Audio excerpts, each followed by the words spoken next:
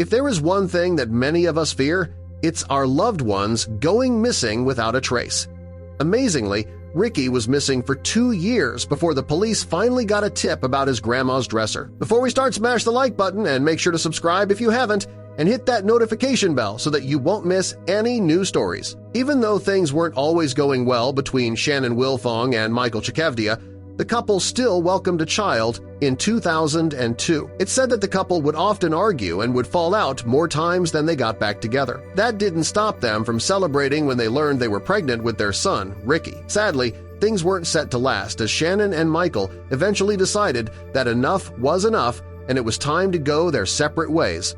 Permanently. The arguments continued, and things weren't great for raising a child. It was best that they learned how to live away from one another, something that was the basis for their shared custody agreement they eventually settled on. So the couple would raise Ricky together, and everything would be simple, right? It would have been if there wasn't another spanner in the works. In 1982, Michael decided to sign up to the Illinois Army Guard found in West Frankfort. It was close to Michael's home, but it did mean that the family was about to get ripped apart. Ricky was always close with his dad. That was until Michael learned that he was about to be deployed to Iraq. That didn't mean that Michael was about to forget all about his son back in the U.S. In 2004, Michael was all set to return to the States and continue his duty as a doting father. Sadly, it looked as though Shannon had something to say on the matter. It's reported that Shannon made it difficult for Michael to spend time with Ricky, even though it went against the agreements outlined in their joint custody agreement. A few years later, in 2007, things took another turn. The parents were set to appear at court to discuss Michael's visitation rights, but Shannon was a no-show. This left the judge in an awkward position as they had to make a ruling without one of the parents present. In the end, they ruled that Michael should have temporary custody of his son. That was until Ricky and Shannon disappeared. People searched high and low, but it looked as though Ricky and Shannon had disappeared off the face of the planet. In November 2007, the mother and son were listed as missing people before a warrant for Shannon's arrest was issued the following month. That's when things took another turn. The world still learned that Shannon and her mom, Diane Dobbs, had stories of their own to tell. The pair both accused Michael of abusing Ricky in the past and thought he was a danger. People started to question if Shannon had simply run away with Ricky to try and protect her son from the alleged abuse he faced from his father. That's what Diane thought about the entire thing, and it was something she wanted to tell the world. In fact, it wasn't long before Diane started a smear campaign against Ricky's father to try and clear her daughter's name. She started handwriting notes about the alleged behavior and put placards all around the neighborhood just 3 miles from Michael's own home. Things took an even worse turn when Diane upped her plans. She supposedly began handing out flyers to anyone and everyone where she listed everything she believed Michael had done. Diane even decided to hand them out at Michael's church. It didn't take long for Michael to put 2 and 2 together and develop his own theories. He wasn't alone. Michael believed that the reason that Diane thought she knew so much about him was that she knew more than she was letting on about what happened to Shannon and Ricky. After all, Michael claimed that he was telling the truth, and he never did anything that would have harmed his son.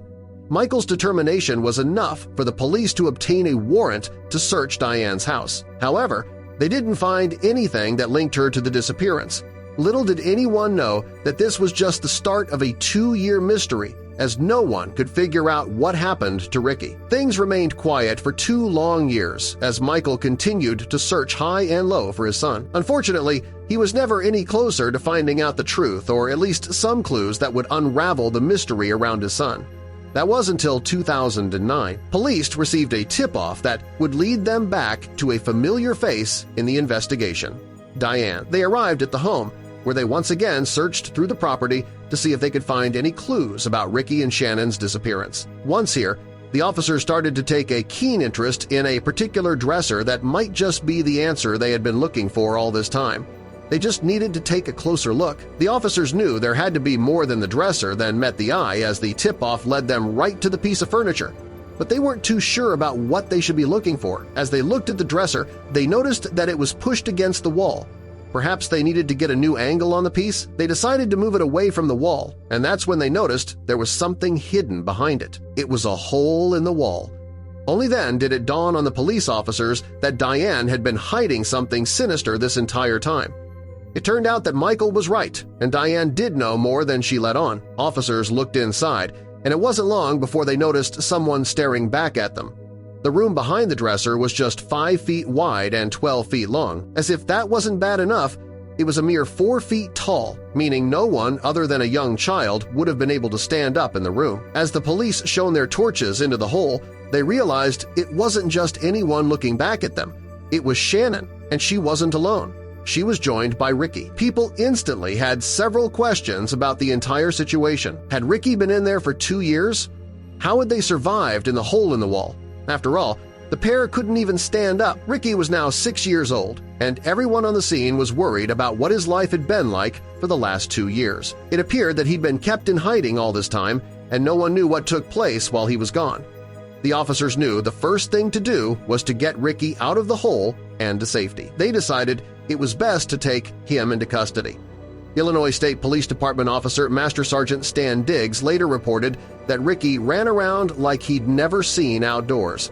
The cop was almost reduced to tears, as he recalled. It was actually very sad. Stan even added Ricky said he never goes outside.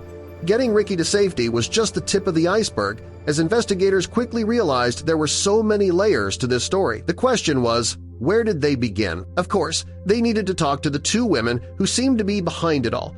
So they took Diane and Shannon into custody. They knew there weren't many ways they could explain their way out of this situation. Shannon was initially arrested for felony child abduction. In contrast, Diana was up for charges of aiding and abetting.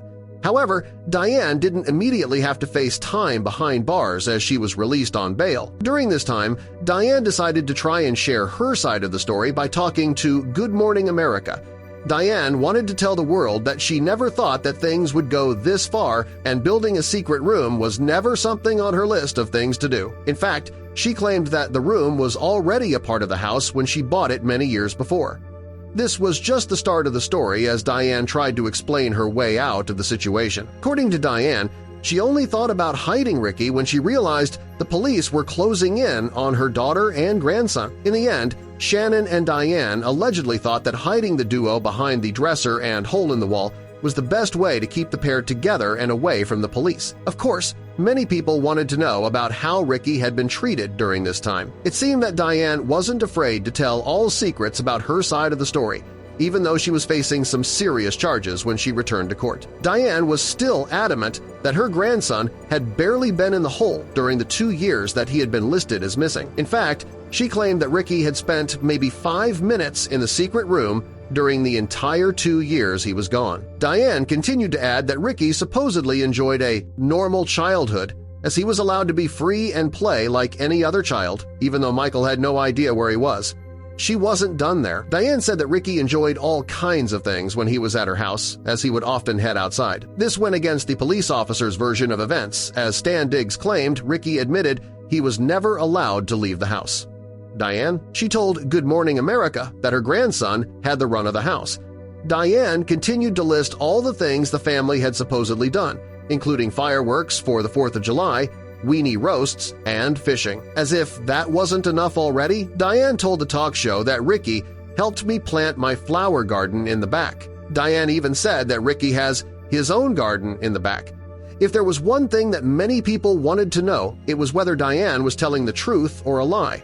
After all, she had spent 2 years lying to the world about how much she knew about Shannon and Ricky's disappearance. Was it really out of this world to think that Diane could be lying about something else in her story? That's what many seemed to believe, especially after reporters interviewed several of Diane's neighbors. They claim that they never saw Ricky outside and that Diane must have been making up stories about what they did during the 2 years. The officers on the scene backed this up, and no one believed that Ricky had been outside for years.